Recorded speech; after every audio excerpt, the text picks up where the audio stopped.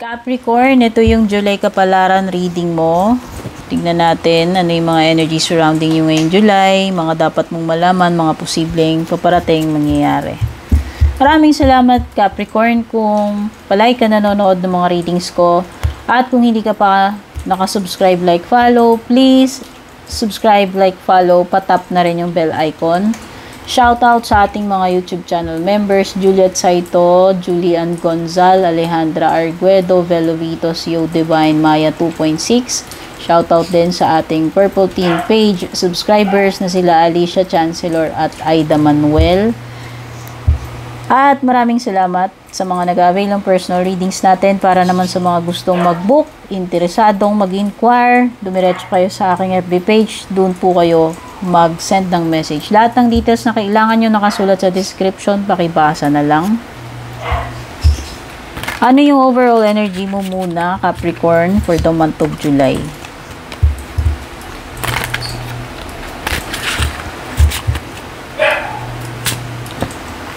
Healer of Thought. This is the Queen of Swords. It's time to clean up your life. Yan. Clean up, Capricorn. Tanggalin na yung mga basura. Ano ba yung mga dapat mong tanggalin ngayon sa sistema mo? Ngayon, July, it's time na mag-declutter. Get rid of anything that clutters your space or makes you disorganized. Whether kailangan mong maglinis. Etong mga decluttering na to, it's not hindi lang siya mga bagay, hindi lang siya mga kalat sa bahay, kundi pwedeng mga tao rin, no? Anything na nagde-declutter sa iyo na nagko-cause ng mga blockages. People, ayan, pwedeng people who take from you but don't give back should be released as well. So, ayan. It's either mga bagay or mga people na dapat na i-release. You or another person involved in this situation is wise. Ayan. Kung meron ka man daw makakadeal, this person is very wise, insightful, and caring, and has a wonderful sense of humor, and offers a lot of life experience. Kung this is a person, kung ikaw to, or someone you know, or may encounter, marami nang pinagdaanan tong person na to. Si Queen of Swords, yes. Famous siya dyan. Hindi takot itong person na to na i-end ang relationship, i-get rid yung mga tao sa buhay niya kung talagang kinakailangan. Ganon siya. Or, pwedeng yan yung ina-advise sa'yo ng card mo na dapat mong gawin ngayong July.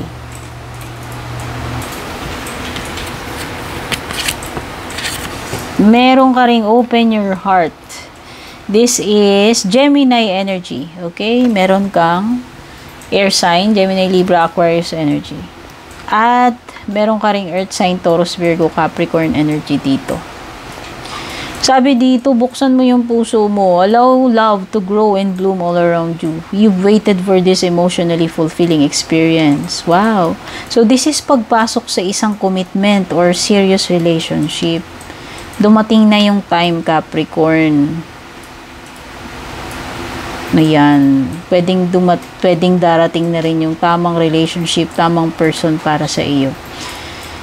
Pwedeng darating din ikaw sa time na kailangan mong gumawa ng importanteng decision or choice na makakaapekto sa iyo at sa loved one mo. Or choosing to be in a commitment or relationship, pwedeng yan.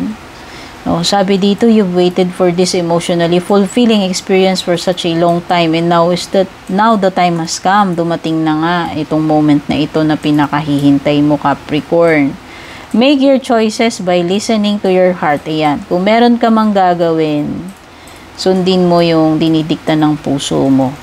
And then, following the steps you're guided to take, joy will lead you to a vibrant and healthy life. Okay? Magiging happy ka as long as susundin mo yung sinasabi ng puso mo. Kumbaga, kung may choice ka na gagawin, decision ka na gagawin, yung heart mo yung gawin mong guide. Kung ano man yan. Pagdating naman dito sa isang card, sabi dito si Messenger of Abundance. Wonderful news regarding your career. Uy, so may matatanggap ka. Magandang balita tungkol sa trabaho, sa career mo. Ayan, pwedeng yung iba, makareceive kayo ng bagong opportunity, bagong job, pwedeng promotion, or yung iba, baka matanggap kayo, pumasa kayo sa exam. Ayan, whether sa school yan, or mga, pwedeng interviews, exams, ayan. Good news para sa inyo yung darating. You might feel ready to do something that's challenging and fulfilling. Ayan. Pwedeng yung iba magiging very malakas yung loob ninyo na gumawa ng kahit ano, no? Matcha-challenge kayo eh. Ayan eh. This situation may involve someone. Ayan. Pwedeng may maka-encounter ka na person na pilyo or pilya. Ayan. O pwedeng ikaw to or kung sino man yung makakadil mo. Ayan. Very siya, very, minsan, yan, may pagkapasaway, may pagkapilyo, pilya, adventurous, very youthful, optimistic, and wise, ha? Wise yan.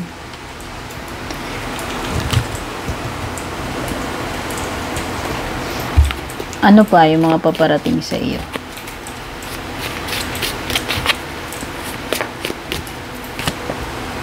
Pay attention to your finances. Okay? So, ibig sabihin, dapat aware ka saan napupunta itong mga pera. O baka hindi mo na namamalayan, wala na palang laman yung mo, bank account mo. Okay? So maging maging aware ka dito sa sa mga pinagkakagastahan mo. Yan. So yung mga budget, alamin, no, importante na kumbaga chine-check mo yung paglabas, pagpasok ng pera. Pagmamanage yan. Family sorrow. Ito, kalungkutan sa family. Pwedeng may kinalaman sa mga problema ng pamilya, kalungkutan ng pamilya, pwedeng sa health, pwedeng sa financial, pwedeng mga pagsubok, mga krisis na na-encounter ng pamilya. Minsan sa loss, kung merong mga family member na nawala. Okay? May July. Meron ding dog. This is a close friend or BFF mo. Siguro may mga may mga lakad or bonding with a close friend ngayong July. At plenty of material things. So, diba? Masagana ka pagdating sa mga pangangailangan mo. Hindi ka basta-basta. Kumbaga, lahat ng needs mo meron ngayong July. Ipoprovide sa'yo. Okay? Hindi ka hikahos, hindi hirap. Kumbaga, may enough. May enough para doon sa mga pangangailangan mo. Kumbaga, may budget, napoprovide yung mga kailangan mo, nabibili yung mga kailangan, no? Hindi na mo problema pagdating sa mga pangangailangan. Malaking bagay, di ba? Sa ngayon, ang hirap ng buhay.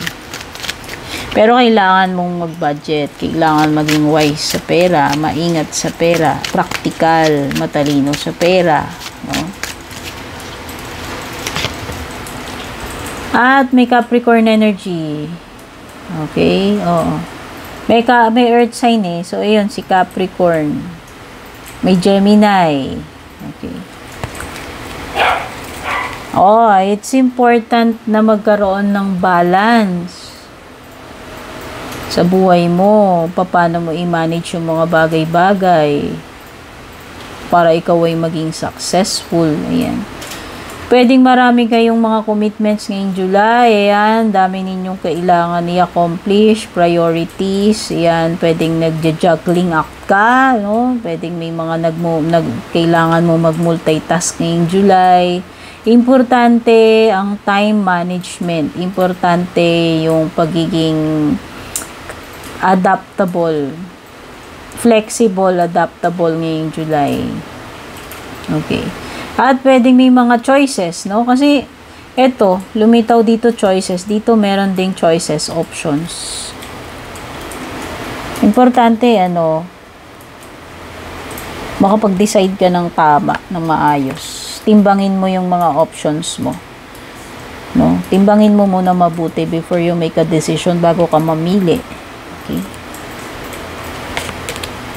At, sorrow talaga, dear. So, mag-ingat pagdating sa health, especially mga family members, merong some kind of crisis, problem, or sorrow, kalungkutan, problema, pwedeng may masakit na mangyayari sa family. Especially sa health matters, sa heart, mag-ingat. No? Ikaw man or family member, possible na maka-encounter ka ng mga nakakalungkot, nakakasama ng loob, masasakit na pangyayari ngayon July. Pwedeng maka-encounter ng breakup, pwedeng may maranasan na betrayal. Ayan. Okay? Basta merong mga pain or suffering, grief. Sabi ko nga, pwedeng may loss sa family, divorce, hiwalayan, depression, lahat ng mga painful, no? Tingnan na natin sa love life. Yan. Pwedeng may Libra energy, by the way. May pumasok na may Capricorn, Libra, Gemini, tsaka water sign. Ay, air sign pala yun, no? Si Gemini. Gemini, Libra, tsaka si Capricorn. Tingnan na natin sa love life. Controlling. Naku. Ay, naku, parang hindi ka masaya dito. Vice versa. Pwedeng siya or ikaw yung hindi kontento, hindi fulfilled, hindi masaya dito sa relationship ngayon. Okay, parang yung iba, pwedeng nakaka-encounter kayo ng person na selfish or controlling, someone na masyadong seloso or selosa, masyadong possessive, or masyadong maigo, masyadong one-sided ito, parang feeling niya siya lang yung tama, gusto niya siya lang yung tama, pwedeng hindi niya ina-acknowledge yung mga mali niya, or shortcomings niya. Ayan. Kaya siguro hindi ka happy dito. Okay? Meron kang something na hinahanap na wala dito sa current relationship mo na hindi na ibibigay sa iyo nitong person na ito. Okay? Pwedeng iba sa inyo, nahanap nyo pa sa ngayon yung person, yung happiness. And hindi nyo yun ma-feel, no? Hindi niyo yung ma-feel dito sa partner nyo o sa jowa nyo ngayon. Kaya kayo feeling empty. At para sa iyong closing messages, Capricorn.